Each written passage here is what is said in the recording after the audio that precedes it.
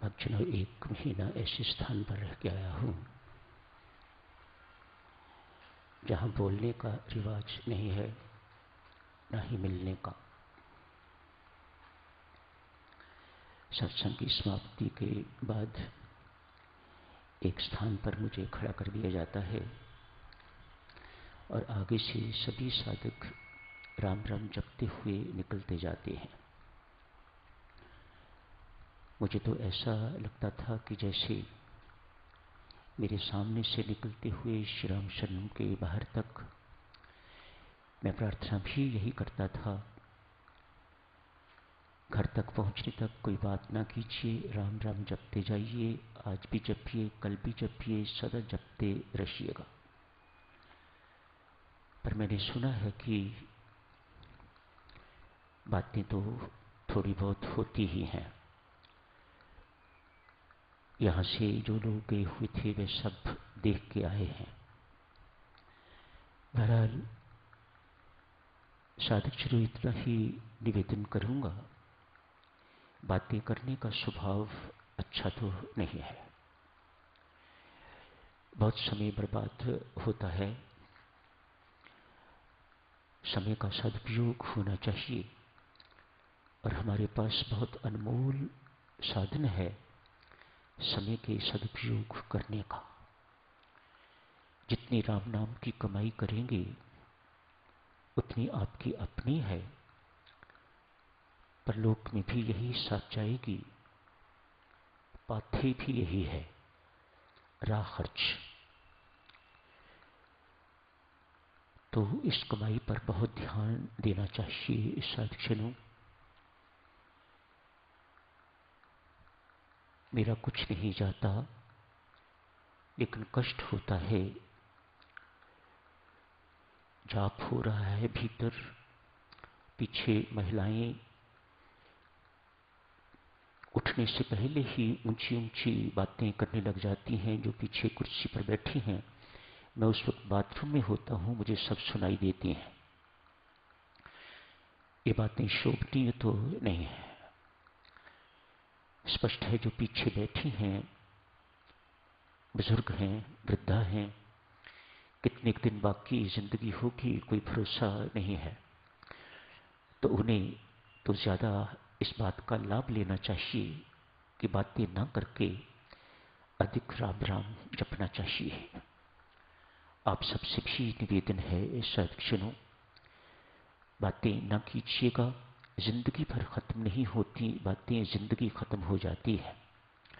आप सहमत हैं मेरे साथ, आप सिर मारते हैं, एक ना जाने फिर बाहर निकलते ही क्यों ये सब कुछ बंदा भूल जाता है।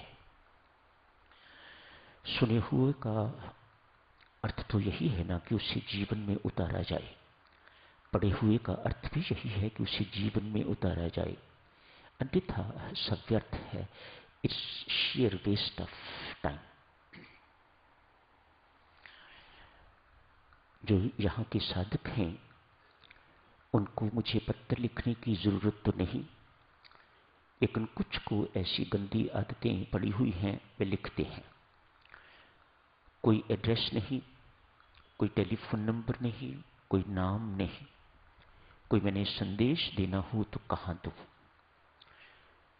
कोई मैंने पत्र पर कुछ लिख के भेजना हो तो कहाँ भेजूं। मेहरबानी करके इन सब बातों का भी ध्यान रखना चाहिए। परमात्मा की कृपा स्वरूप का वर्णन चल रहा है। कृपा क्या है साधकजनों? जिससे बढ़ के संसार में कुछ नहीं वह कृपा। जो परमात्मा से भी बढ़ के है वह परमात्मा की कृपा। आप सबने सुन रखा हुआ है ना, परमात्मा बहुत चमत्कारी है, उसका नाम उससे भी अधिक चमत्कारी है। तो उसकी कृपा उससे एवं उसके नाम से भी अधिक चमत्कारी है। किस विचित्र विलक्षण ढंग से, मिस्टीरियस वे से कृपा काम करती है, ये साधकजनों हर एक के अनुभव में आने वाली बात है। यदि मैं ये कहूं कि प्रत्येक साधक को परमेश्वर ने कृपा करके अपने कृपा स्वरूप के दर्शन तो अनेक बार करवा दिए हुए हैं, एक बार दो बार नहीं, कई दफा तो कृपालु दिन में अनेक बार अपनी कृपा के दर्शन करवा देता है। ये उसकी कृपा है, ये उसकी कृपा शक्ति है, जो अनधिकारी को अधिकारी बना दे, अयोग्य को योग्य बना दे, असंभव को संभव बना दे। वह परमात्मा की कृपा, इससे बड़ा और कुछ नहीं है। आप सोच नहीं सकते अपना कल का जीवन किस प्रकार का था और आज का जीवन क्या से क्या बन गया, कितना उज्जवल बन गया, कितना उस जीवन में परिवर्तन आ गया। ये क्या कोई अपनी मेहनत से ऐसा हुआ है?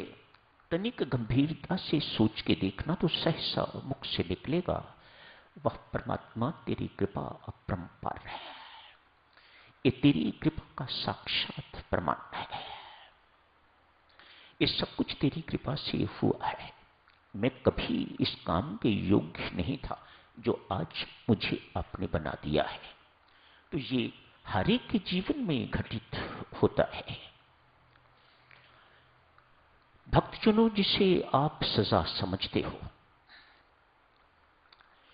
परमात्मा के शब्दकोश में दुख या सजा शब्द नहीं है।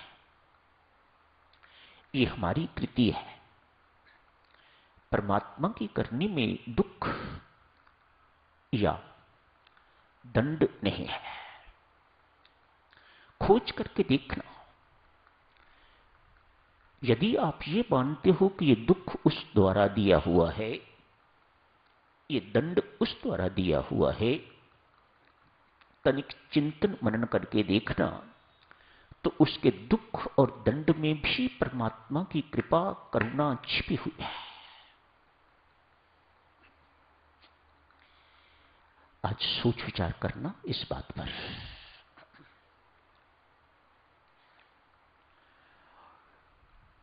कमाई करो साधकजनों, खर्चा कम से कम, तो कमाई माता जमा होती जाएगी, साथ कुछ ले जाने योग्य हो जाएगा। जैसे एक साहूकार है, ये तो सामान्य कमाई की अर्ज आपसे कर रहा हूं। एक साहूकार है, ढेर सारी दिन को कमाई हुई, रात घर जाते तक बहुत कम रह गई या बिल्कुल ही खत्म हो गई। क्यों? रास्ते में शराब का ठेका आता है, रास्ते में कोई ऐसी जगह आती है जहां उसके जुआरी मित्र बैठे हुए हैं। घर पहुंचने तक वह खाली हाथ जाता है। ये तो भौतिक कमाई की बात है। और भी अनेक साधन हैं। कमाई तो बहुत है, लेकिन बच्चे के जन्मदिन पर सब लुटा दी जाती है तो खाली। पुत्री के विवाह पर, पुत्र के विवाह पर ढेरों लुटा दिए जाते हैं। फिर बेईमानी करके, झूठ बोल के, रिश्वत दे के, रिश्वत लेके तो उस कमाई को पूरा करना पड़ता है। ये संसार है। ये तो जो भौतिक कमाई है उसकी बात है। जो हमारी अलौकिक कमाई है साधकजनों, नाम की कमाई है, जो इसका खर्चा क्या है, ये कहां खर्च होती है, ये कहां नष्ट होती है। बहुत कुछ आपकी सेवा में न कह के एक ही शब्द आपकी सेवा में अर्ज करूंगा। यदि इसे याद रख सको तो आपको कोई तर्क वितर्क करने की, कोई वाद विवाद करने की जरूरत बिल्कुल नहीं पड़ेगी। हर चीज घुमा के वहीं आएगी, और वो है हमारी सारी की सारी अलौकिक कमाई, नाम की कमाई, सत्कर्मों की कमाई, सत्संगति की कमाई, जो भी यहां से हम करके जाते हैं, ये सारी की सारी हमारी इच्छाएं लूट लेती हैं। कामना हमारी, शरीर रोगी है तो कामना है कि ये स्वस्थ हो जाए। दवाई से फर्क नहीं पड़ता तो आशीर्वाद देने वालों को ढूंढते हैं, उनसे फर्क नहीं पड़ता तो और जगहों पर जाते हैं, भटकते हैं। तो ये आपकी कमाई लुट रही है।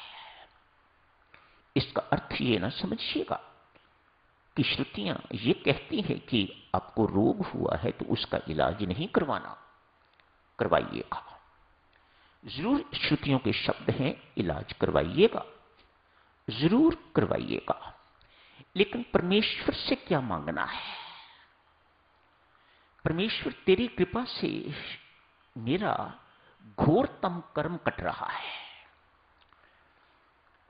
सत्य है ये झूठ नहीं है, ये सत्य है। इसलिए जो इस सत्य का पालन करता है, तेरी कृपा से परमात्मा मेरा एक घोर पाप कर्म कट रहा है, मैं इलाज करवा रहा हूं, उसके बावजूद भी रोग ठीक नहीं हो रहा, तो परमेश्वर आपसे हाथ जोड़ के विनती है, मुझे सहन करने का बल दे।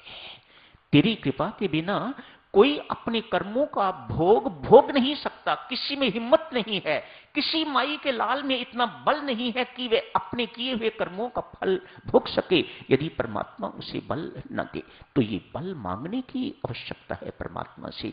परमात्मा ऐसा बल दे मुझे रोग ठीक हो या नहीं हो, मुझे इस बात की परवाह नहीं है, पर रोग की जो पीड़ा है, रोग का जो खर्चा है, इत्यादि इत्यादि जो कुछ भी है, इसे सहन करने का बल दे। तो बात यहीं खत्म नहीं होती। श्रुतियां कहती हैं परमात्मा आपके इस भोग को, जो आपने इस तरह से भोग किया है, उसे तपस्या मानता है, ये तपस्या कर रहा है। सोचिए कितना अंतर है। याद रखना, दिव्य सत्यों में तो सिर्फ एक रोग की उदाहरण आपकी सेवा में रखी है, ऐसे खर्चे तो अनेक हैं। अपने ही रोग की बात नहीं, पुत्र का रोग, पति का रोग, परिवार का रोग, मायके वालों का रोग, ससुराल वालों का रोग, ये तो रोगों की बात हो गई। संतान नहीं है, उसकी प्राप्ति की इच्छा, प्रमोशन रुकी हुई है, आगे बढ़ने की इच्छा, मेरे पुत्र विदेश जाएं, ये इच्छा, ये करें वो करें, मानो इच्छाओं का कोई अंत ही नहीं है। देवी, ये सब के सब खर्चे हैं, आप इसे मानो या ना मानो। इतनी लंबी लंबी माला राम नाम की फेरने के बावजूद भी हम कंगाल, इन्हीं कामनाओं के कारण, इन्हीं इच्छाओं के कारण। चर्चा चल रही थी उस युवक की, 20-25 साल की जिसकी आयु है, सब कुछ छोड़ के तो एक निर्जन स्थान पर वृंदावन में एक सघन पेड़ के नीचे बैठा हुआ है। उस दिन अर्ज की थी, उसकी इतना त्याग, उसका ये कर्म भी परमात्मा त्याग मानता है, तो शांति की यात्रा उसकी शुरू हो गई, उसकी परमानंद की यात्रा शुरू हो गई। परमात्मा की कृपा उस पर अवतरित हो गई। वह परमात्मा की कृपा का, परमात्मा के प्यार का पात्र बन गया। सर्वाधिक सामान्य प्यार का नहीं, ऐसा प्यार नहीं जो हम सबसे करता है, वह विशेष प्यार का पात्र बन गया, वह विशेष कृपा का पात्र बन गया, जिसने ये त्याग किया और वहां एकांत में परमात्मा की प्राप्ति के लिए, परमानंद की प्राप्ति के लिए, परम शांति की प्राप्ति के लिए अकेला बैठा हुआ है। 25 साल की आयु है, 20 और 25 के बीच, संपन्न परिवार से, मानो सब कुछ होते हुए भी छोड़ के आया है। आज एक राजा और रानी उधर से निकले हैं। रानी की दृष्टि इस युवक पर पड़ी। वेरी हैंडसम, हट्टा कट्टा है, बहुत अच्छी सेहत है, सब कुछ। साधना अपने आप में साधकों बहुत एनर्जी देती है, बहुत सुंदरता सौंदर्य देती है। इस साधना को मामूली चीजें नहीं मानिएगा आप। रोटी मिले ना मिले, रोटी से कितना पोषण होता है हमारा वह हम सब जानते हैं, लेकिन साधना से कितना पोषण होता है ये हम नहीं जानते। क्यों?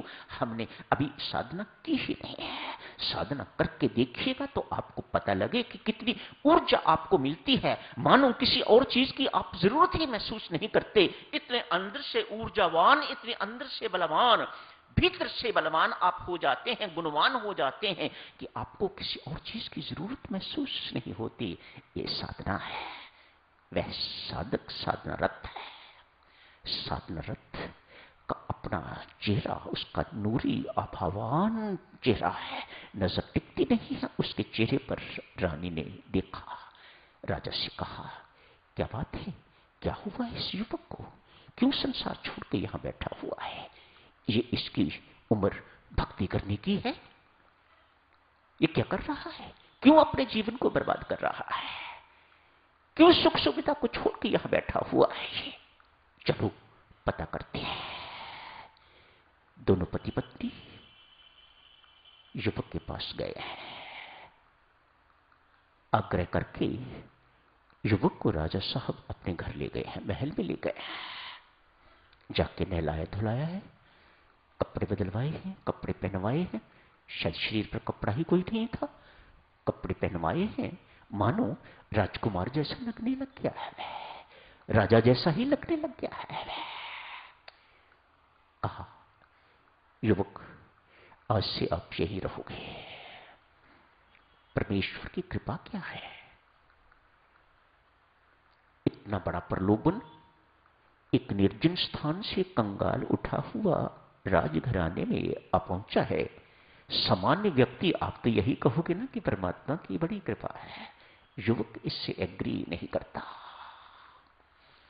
युवक इस चीज को मानता है, यदि व्यक्ति ऐसे प्रलोभनों में नहीं फंसता तो यह परमात्मा की वास्तविक कृपा है। समय हो गया है साथ, चलो जारी रखेंगे इस चर्चा को और आगे आज यही समाप्त करने की इजाजत दें। धन्यवाद।